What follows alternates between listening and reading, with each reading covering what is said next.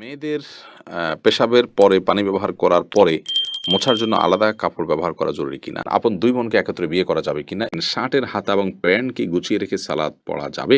ভাঙা প্লেটে খাওয়া যাবে কিনা? ২ হাতের উপর সেজদা করলে সেজদা আদায় হবে কিনা? হস্তমৈথুনে হবু স্ত্রীর হক নষ্ট করা হয় কিনা? স্বামী স্ত্রী একসাথে জামাতে নামাজ পড়া যাবে কিনা? আজানের সময় কিছু খেলে গুনাহ হবে কিনা?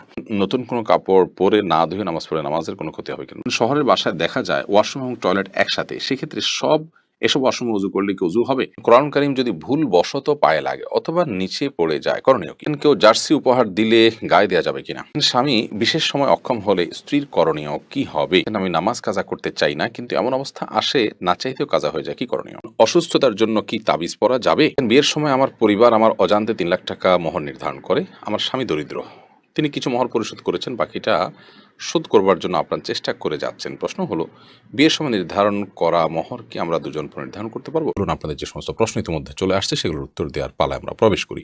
আকলিমা খাতুন, আপনি লিখেছেন, বিয়ের সময় আমার পরিবার আমার অজান্তে ৩ লাখ টাকা মোহর নির্ধারণ করে। আমার স্বামী দরিদ্র, তিনি কিছু মোহর পরিশোধ করেছেন, বাকিটা শোধ করবার জন্য আপ্রাণ চেষ্টা করে যাচ্ছেন। প্রশ্ন হলো, বিয়ের সময় নির্ধারণ করা মোহর কি আমরা দুজন নির্ধারণ করতে পারবো?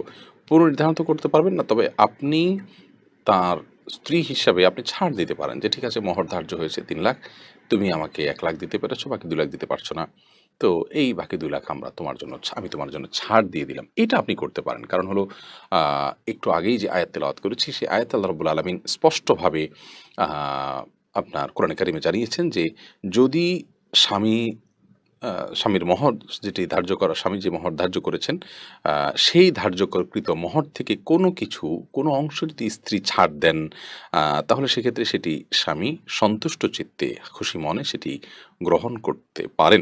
মোহাম্মদ আরিফ রহমান, আপনি লিখেছেন, আপন ২ বোনকে একত্রে বিয়ে করা যাবে কিনা? এ বিষয়ে ইসলামিক বিধান কি? সম্পূর্ণ হারাম। আপন ২ বোনকে একসাথে বিয়ে করা যাবে না, এমনকি পৃথক করে বিয়ে করা যাবে না। এক বোন স্ত্রী থাকাকালীন সময় অন্য বোনকে বিয়ে করা যাবে না। অর্থাৎ এট এ টাইম ২ জন বোন কারোর স্ত্রী হতে পারেন না। এটি হারাম। শুধু এটি নয়, এমন ২ জন নারীকে একসাথে স্ত্রী হিসেবে রাখা যাবে না, যেই ২ জন নারীর একজন পুরুষ হলে আরেকজনের সাথে তাদের নিজেদের বিয়ে জায়েজ হতো না। এরকম সম্পর্কের ২ জন নারীকে একসাথে স্ত্রী হিসাবে রাখা জায়েজ নয়।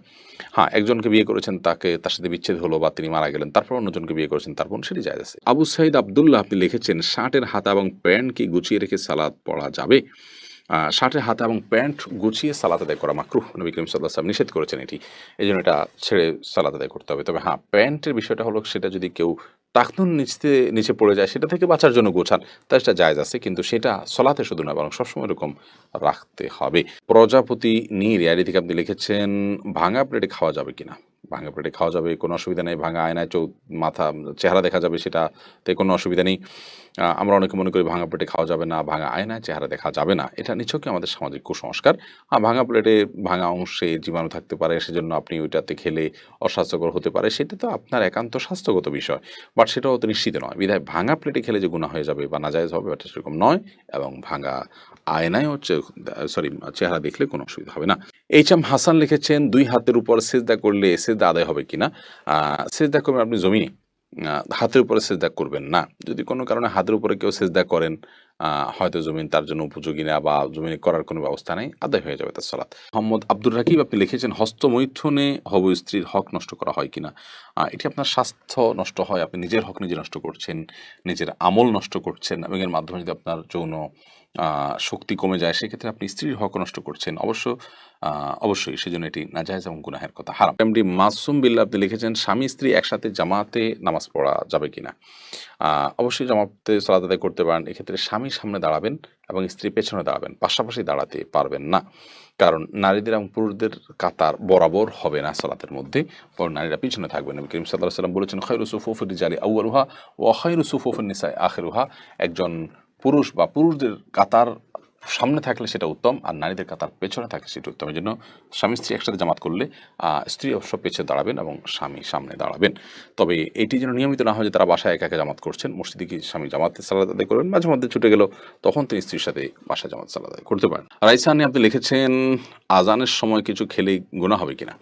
আজানের সময় কোনো কিছু খেলে কোনো গুনাহ হবে না। আমরা অনেকে মনে করি আজানের সময় কিছু খাওয়া বা পান করা যাবে না, এটা করা যাবে না, ওটা করা যাবে না। আপনি যে কোনো কাজ করতে পারেন। টয়লেটে থাকলে আপনার টয়লেটে কাজও সারতে পারেন।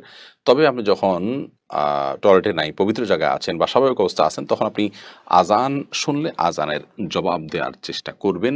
এটা হলো মূল কথা। খেতে গেলে খাওয়ার ফাঁকে ফাঁকে আপনি আজানের জবাব দেওয়ার চেষ্টা করবেন, কিন্তু আজান হলে কিছু খেতে পারবেন না এমন কোনো কথা নেই। এখানে বিষয় হলো জবাব দেওয়ার চেষ্টা করবেন যদি আপনি পবিত্র জায়গায় থাকেন। জুলেখা খাতুন আপনি লিখেছেন, নতুন কোনো কাপড় পরে না ধুয়ে নামাজ পড়ে নামাজের কোনো ক্ষতি হবে কিনা? নতুন কোনো কাপড় পরলে সেটা ধুয়েই পড়তে হবে এমন কোনো বাধ্যবাধকতা নেই। কারণ নতুন কাপড় মানেই যে সেটা নাপাক, সেটাতে অপবিত্রতা আছে এমনটি তো নিশ্চিত নন আপনি। তাহলে এটি ধোয়াটা বাধ্যতামূলক কেন হতে যাবে? তবে হ্যাঁ, আপনারা যদি নতুন কাপড় কেনার পর দেখলেন যে সেখানে কোনো নাপাক আছে, তাহলে ওই জায়গায় সেই নাপাকটা ধোয়াটাই হলো আবশ্যক। অতএব শরীরের দৃষ্টিকোণ থেকে নতুন কাপড় ধুয়ে পড়তে হবে এমন কোনো বাধ্যবাধকতা নেই। বিলকিস বেগম আপনি লিখেছেন, মেয়েদের পেশাবের পরে পানি ব্যবহার করার পরে মোছার জন্য আলাদা কাপড় ব্যবহার করা জরুরি কিনা? না, আলাদা কাপড় ব্যবহার করা জরুরি না। পানি ব্যবহার করার পরে যদি নাপাক দূর হয়ে গেছে মনে হয়, তাহলে সেটি যথেষ্ট। আলাদা করে কাপড় ব্যবহার করার প্রয়োজন নেই। সাজিব আহমেদ আপনি লিখেছেন, শহরের বাসায় দেখা যায় ওয়াশরুম এবং টয়লেট একসাথে, সেক্ষেত্রে এসব ওয়াশরুমে উজু করলে কি উজু হবে? অনেকে এটা নিয়ে মতভেদ আছে। না, আপনার উজু হবে এতে কোনো সন্দেহ নেই। উজুর ব্যাপারে কোনো অসুবিধা নেই যে উজু হয়ে যাবে এবং আপনি সালাত আদায় করতে পারেন। তবে যেহেতু উজুতে বিসমিল্লাহ বলাটা সুন্নাহ এবং সেখানে আপনি মুখে বিসমিল্লাহ উচ্চারণ করলে আল্লাহর নামের অসম্মান হবে। সেইজন্য টয়লেটে উজু না করে বাহিরে উজু করা উচিত। প্রয়োজনে বাহিরে শুরুটা করে বেসিন টেসিনে কোথাও কোনো টেপে তারপরে এসে বাকি কাজ আপনি ভিতরে করলেন, যাতে করে ভিতরে আল্লাহর নামটা নেওয়া লাগে। শুরুর দোয়াটা বাহিরে পড়বেন আর শেষের দোয়াটা আপনি বাইরে পড়বেন। আর যদি বাহিরে কোনো ব্যবস্থা না থাকে, তাহলে সেক্ষেত্রে বিসমিল্লাহটা টয়লেটের বাইরে থেকে বলে যে আপনি উজু করবেন। এবার যদি বিসমিল্লাহ ছাড়াও উজু করে ফেলান, মনে মনে বিসমিল্লাহ পড়ে ফেলান, তাতেও আপনার উজু হয়ে যাবে। উজু হবে না ব্যাপারটা এই লেভেলের সমস্যা না, কিন্তু আল্লাহর নাম নেওয়া অনুচিত, সেই জন্য সেখানে উজু করতে ওলামায়ে কেরাম নিষেধ করেন। কিন্তু আপনি আল্লাহর নাম মনে মনে নিয়ে উজু করতে পারেন, বিশেষ করে যখন বিকল্প অবস্থা থাকবে না। এমনি মুস্তাফিজুর রহমান আপনি লিখেছেন, কোরআন কারীম যদি ভুলবশত পায়ে লাগে অথবা নিচে পড়ে যায়, করণীয় কি? ভুলবশত পায়ে লাগলে অথবা নিচে পড়ে গেলে আল্লাহর কাছে মাপ চাইতে হবে। যদি এটা অনিচ্ছাকৃত, তারপরে মাপ চেয়ে নিতে হবে এবং সেই সাথে ভবিষ্যতে যেন এরকমটি না হয় সেজন্য সাবধানতা অবলম্বন করতে হবে। এর কারণে আপনার বিশেষ কোনো কাফারা নাই। আমরা ছোটবেলা থেকে যে সমস্ত কথা শুনে আসছি যে এর কারণে এত কেজি লবণ দিতে হবে, চাল দিতে হবে গরিবকে ইত্যাদি, এগুলো আমাদের নিজেদের মন গড়া নানান কথাবার্তা। মূলত আ যদি পড়ে যায়, ইচ্ছাকৃত নয় বরং ভুলে পড়ে গেছে, তাহলে সেক্ষেত্রে সেটার কারণে আপনার বিশেষ কোনো করণীয় নাই। সামনে থেকে সাবধানতা অবলম্বন করতে হবে এবং যেটি হয়ে গেছে আল্লাহর কোরআনের প্রতি অনিচ্ছাকৃত, তার জন্য আল্লাহর কাছে মাপ চাইতে হবে। এমনি আনোয়ার হোসেন আপনি লিখেছেন, কেউ জার্সি উপহার দিলে গায়ে দেয়া যাবে কিনা? খেলোয়াড়দের যে জার্সি আছে এটা পরলে সরাসরি হারাম হবে না, কিন্তু এটি শরিয়ার যে আপনার নীতিমালা আছে পোশাকের ক্ষেত্রে, সেটির সাথে যায় না। একজন মুসলমান অমুসলিমদের, বিশেষ করে বেশিরভাগ খেলোয়াড়রাই অমুসলিম, এই অমুসলিমদের প্রতি ভালোবাসা প্রকাশ হয়, বিশেষ ভালোবাসা প্রকাশ হয়, এরকম কোনো কিছু একজন ইমানদার করতে পারেন না, এটি তার ইমানের সাথে যায় না, যার কারণে এটি করবেন না। কিন্তু এটি করলে যে হারাম পর্যায়ের গুনাহ হয়ে যাবে, কাবিরা গুনাহ হবে, ব্যাপারটা সেটাও নয়। গুনাহ হবে, ছোট গুনাহ হবে। আ যদি অমুসলিমদের প্রতি ভালোবাসার জায়গা থেকে সে জার্সি তিনি পড়েন। আর যদি ভালোবাসার জায়গা নাই, তিনি ফ্রি পেয়েছেন সেজন্য তিনি গায়ে দিচ্ছেন, সময় পাস করছেন, তাহলে এটার কারণে কোনো গুনাহ হবে না ইনশাআল্লাহ তাআলা। তারপরেও তাদের নামের পাবলিসিটি, তাদের প্রতি ভালোবাসার প্রকাশ যেন না হয় সেদিকটা লক্ষ্য করা দরকার। ইচ্ছে ডানা এআইডি থেকে আপনি লিখেছেন, স্বামী বিশেষ সময় অক্ষম হলে স্ত্রীর করণীয় কি হবে? স্বামী যদি অক্ষম হয় পুরোপুরি এবং স্ত্রী যদি তার যে চাহিদা আছে এটি পূরণ না হওয়ার কারণে তিনি গুনাহে এবং পাপে লিপ্ত হয়ে যেতে পারেন এমন আশঙ্কা তৈরি হয়, তাহলে সেক্ষেত্রে অবশ্যই সে স্বামী থেকে তিনি বিচ্ছেদ নিবেন। যদি সেটা চিকিৎসার অযোগ্য হয়, চিকিৎসার যোগ্য হলে সেটার জন্য অবশ্যই তিনি সময় দিবেন, সুযোগ দিবেন, চেষ্টা করবেন নিজে।